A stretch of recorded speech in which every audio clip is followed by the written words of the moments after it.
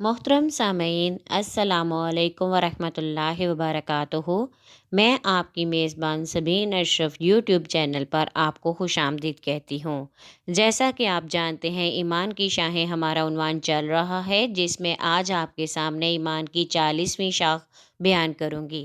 उम्मीद है आप जिस तरह से पहले मेरी नसीहत पर अमल कर रहे हैं और कर रहे होंगे कि अपने हर काम का आगाज़ बिस्मिल्लाहिर्रहमानिर्रहीम से किया करें और एक मरतबा दुरूद इब्राहिम लाजिम पढ़ लिया करें, ताकि आपके हर काम में अल्लाह ताला की ख़ास रहमत और बरकत शामिल हो जाए। और इसकी नसीहत आप अपने बच्चों को भी किया करें। उन्वान का आगाज़ करती हूँ। हराम लिबास और हराम बर्तनों से इज्तनाब। हराम लिबास, उसमें पहले मैं आपके सामने लिबास का लुग़वी मायने बयान करूँगी कि लिबास होता क्या है। लिबास के मायने कपड़ा पहनना या पहनाना। कुरान मजीद में सूरतुल अराफ में आता है, ए औलादे आदम, कहीं शैतान तुम्हें फितने में ना डाल दे, जिस तरह उसने तुम्हारे माँ बाप को जन्नत से निकाला था। उसने उनका लिबास उतरवा दिया ताकि उन्हें उनकी शर्मगाहें दिखाए। इस आयत में अल्लाह ताला ने लिबास पहनने की गर्ज़ गायत बयान फरमाई है कि हज़रत आदम और हवा के लिबास उतरने से उनकी शर्मगाहें बेहिजाब हो गईं। यानी लिबास की वजह शर्मगाहों को छुपाने के लिए है। कुरान मजीद में सूरह हज में इरशाद बारी ताला है, जन्नत में जन्नतियों को सोने के कंगन और मोती पहनाए जाएंगे और वहाँ उनका लिबास रेशम का होगा। कुरान मजीद में सूरतुल अराफ में आता है, ए औलादे आदम, बेशक उतारा हमने तुम पर लिबास जो ढांपता है तुम्हारी शर्मगाहों को और बाइसे ज़ीनत है। अब लिबास का मकसद आपके सामने वाज़े करूँगी कि लिबास का मकसद क्या है। इस हवाले से जो हमारे कुरान पाक में आयात आई हैं, वो भी आपके सामने पेश करूँगी। इस्लाम की नज़र में लिबास से मकसूद दो चीज़ें हैं, सतर औरत और नंबर 2 ज़ीनत। इसीलिए इस्लाम ने औरतों को ऐसे कपड़े पहनना हराम करार दिया जिनके अंदर से बदन नज़र आए या झलके।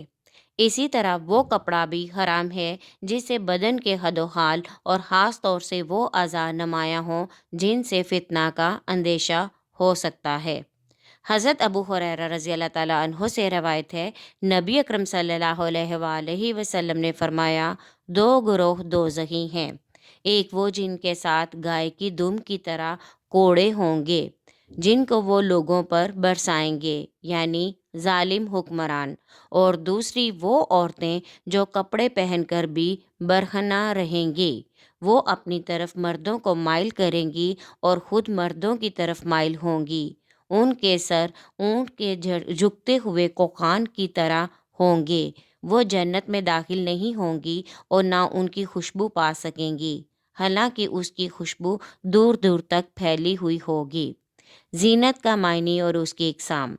किसी चीज़ को किसी दूसरी चीज़ से हसीन बनाना जीनत है, लिबास से हो या जेवरात से, या हर वो चीज़ जिससे तज़य्युन हासिल की जाए वो जीनत है। जीनत की 3 इकसाम हैं। जीनत नफ्सिया, जैसे इल्म, अच्छे एतकादात और नज़रियात। कुरान मजीद में सूरतुल हुजरात में आता है, अल्लाह ताला ने ईमान को तुम्हारे नज़दीक महबूब कर दिया है और उसको तुम्हारे दिलों में मुज़य्यन कर दिया है। जीनत बदनिया। जीनत बदनिया से मुराद जैसे क़ुव्वत, हिम्मत, ताकत, अच्छी शक्ल व सूरत है। कुरान मजीद में सूरतुल अराफ में आता है, आप सल्लल्लाहु अलैहि वसल्लम फरमा दें कि अल्लाह ताला ने अपने बंदों के लिए जो जीनत निकाली है और जो पाकीज़ा रिज़्क पैदा किए हैं, उसको किसने हराम कहा है। जीनत खारजिया, जैसे मालो दौलत, इज़्ज़त व अज़मत और वजाहत वगैरह। इसके बारे में कुरान मजीद की सूरतुल क़िसस में इरशाद बारी ताला है, तो वो कारून अपनी जीनत और ज़ेबाइश में अपनी कौम के पास गया। اسلام کی طرف سے جو مسلمانوں پہ لازم ہے وہ بیان کروں گی اب آپ کے سامنے۔ اسلام نے مسلمانوں پر لازم کیا ہے کہ وہ اپنے جسم کے پوشیدہ اعضاء کو، جنہیں ایک مہذب انسان فطری طور پر کھولنے میں شرم محسوس کرتا ہے، چھپائے اور ننگے جانوروں سے ممتاز ہو جائے۔ نیز اسلام کی ہدایت یہ ہے کہ خلوت میں بھی ستر کو چھپائے رکھے تاکہ شرم و حیا انسان کی خصلت و عادت بن جائے۔ حضرت بہز بن حکیم رضی اللہ تعالیٰ عنہ اپنے والد سے اور وہ اپنے دادا سے روایت کرتے ہیں کہ میں نے کہا، یا رسول اللہ صلی اللہ علیہ وآلہ وسلم، ہم اپنے ستر کا کس حد تک خیال رکھیں اور کس حد تک نہیں؟ فرمایا، اپنے ستر کی حفاظت کرو سوائے اپنی بیوی اور لونڈی کے۔ میں نے کہا، یا رسول اللہ صلی اللہ علیہ وآلہ وسلم، جب لوگ ایک دوسرے کے ساتھ سفر وغیرہ میں ہوں تو؟ فرمایا، جہاں تک ہو سکے ستر پوشی ضرور کرو۔ میں نے کہا، جب ہم میں سے کوئی شخص تخلیہ میں ہو تو؟ فرمایا، اللہ تعالیٰ اس بات کا زیادہ مستحق ہے کہ اس سے حیا کیا جائے۔ اسلام ہمیں سادھو بننے کی ترغیب نہیں دیتا اور نہ ہی جوگیانہ اور راہبانہ طرز حیات اختیار کرنے کی اجازت دیتا ہے، بلکہ اسے ناپسند جانتا ہے۔ نبی اکرم صلی اللہ علیہ وآلہ وسلم کی بارگاہ میں ایک شخص حاضر ہوا جس کے سر اور داڑھی کے بال پراگندہ تھے۔ آپ صلی اللہ علیہ وآلہ وسلم نے اس کی طرف اس طرح اشارہ فرمایا کہ گویا آپ صلی اللہ علیہ وآلہ وسلم اسے بال درست کرنے کا حکم دے رہے ہیں۔ اس نے بال درست کر لیے، پھر حاضر خدمت ہوا۔ آپ صلی اللہ علیہ وآلہ وسلم نے اسے دیکھ کر فرمایا، یہ بہتر ہے کہ تمہارا اس حال میں آنا کہ شیطان کی طرح بال پراگندہ ہوں۔ ایک شخص دربار نبی صلی اللہ علیہ وآلہ وسلم میں حاضر ہوا جس کے جسم پر خراب کپڑے تھے۔ آپ صلی اللہ علیہ وآلہ وسلم نے فرمایا، تمہارے پاس مال ہے؟ اس نے کہا، جی ہاں۔ فرمایا، کس قسم کا مال ہے؟ اس نے کہا، ہر قسم کا مال مجھے اللہ تعالیٰ نے عطا فرمایا ہے۔ فرمایا، جب اللہ نے تمہیں مال سے نوازا ہے تو وہ تم پر اپنی نعمت اور فضل کا اثر بھی دیکھنا چاہتا ہے۔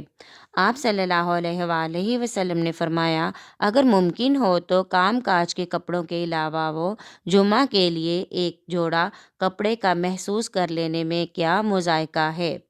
سونا اور ریشم مردوں پر حرام ہے۔ احادیث کی روشنی میں میں آپ کے سامنے اس کا مفہوم بیان کروں گی۔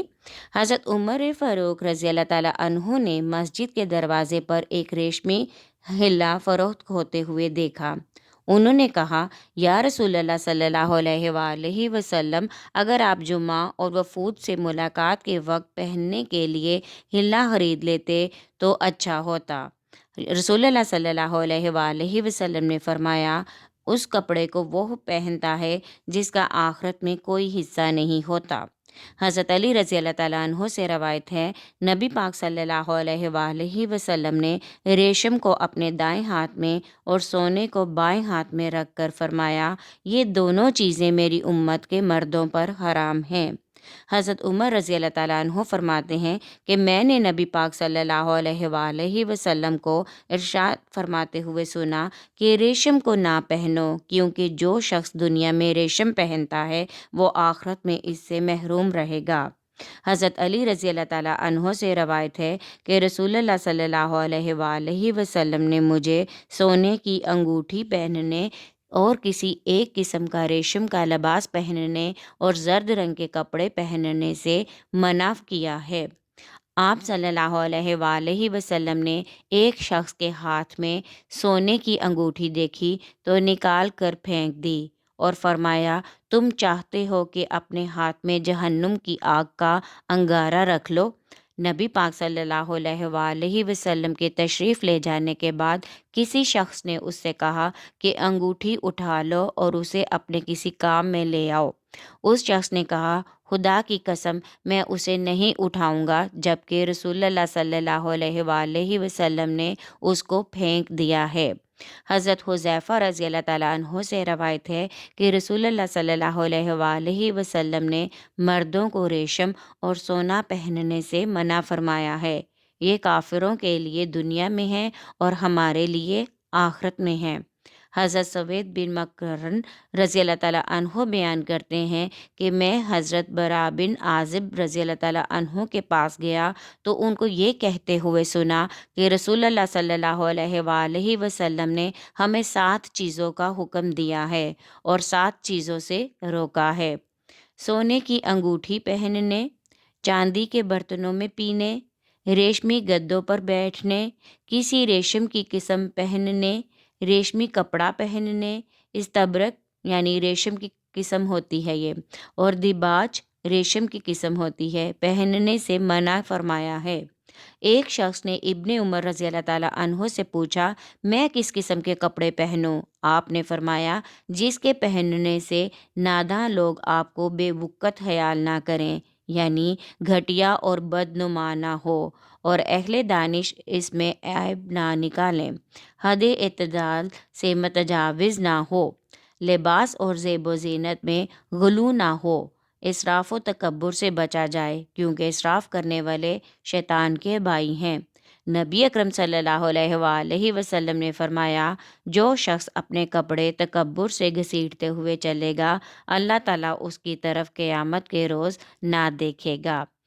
اسی طرح شہرت کے کپڑوں کے بارے میں بھی نبی پاک صلی اللہ علیہ وآلہ وسلم نے فرمایا، جو شخص شہرت کا لباس پہنے گا، اللہ تعالیٰ قیامت کے روز اسے ذلت کا لباس پہنائے گا۔ سونے چاندی کے برتنوں کا حکم۔ حضرت ام سلمہ رضی اللہ تعالیٰ عنہ سے روایت ہے، نبی پاک صلی اللہ علیہ وآلہ وسلم نے فرمایا، جو شخص سونے اور چاندی کے برتن میں کھاتا پیتا ہے، وہ اپنے پیٹ میں جہنم کی آگ بھرتا ہے۔ حضرت حذیفہ رضی اللہ تعالیٰ عنہ سے روایت ہے، نبی اکرم صلی اللہ علیہ وآلہ وسلم نے سونے اور چاندی کے برتنوں میں کھانے اور پینے سے منع فرمایا ہے۔ سونے چاندی کے برتنوں اور ریشم کے بستروں کی حرمت مرد و زن دونوں کے لیے یکساں ہے۔ سونے چاندی کے علاوہ وہ دوسرے نفیس برتنوں کا استعمال جائز ہے، جیسے یاقوت، شیشہ، بلور، عقیق، زمرد، مرجان، پیتل، سیسا وغیرہ۔ حضرت عبداللہ بن حکیم رضی اللہ تعالیٰ عنہ بیان کرتے ہیں کہ ہم مدائن میں حضرت حذیفہ رضی اللہ تعالیٰ عنہ کے ساتھ تھے۔ آپ نے پانی مانگا، ایک کسان چاندی کے برتن میں پانی لے آیا۔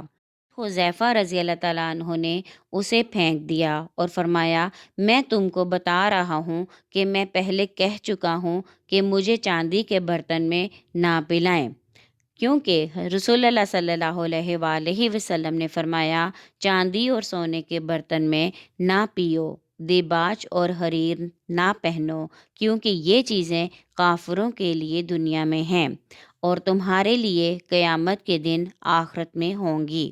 امید ہے ہماری آج کی آڈیو آپ کو پسند آئی ہوگی۔ پسند آئے تو لائک کریں، شیئر کریں اور کمنٹ میں اپنی رائے کا اظہار ضرور کیا کریں، اور چینل کو سبسکرائب کرنا ہرگز نہ بھولیے گا۔ شکریہ۔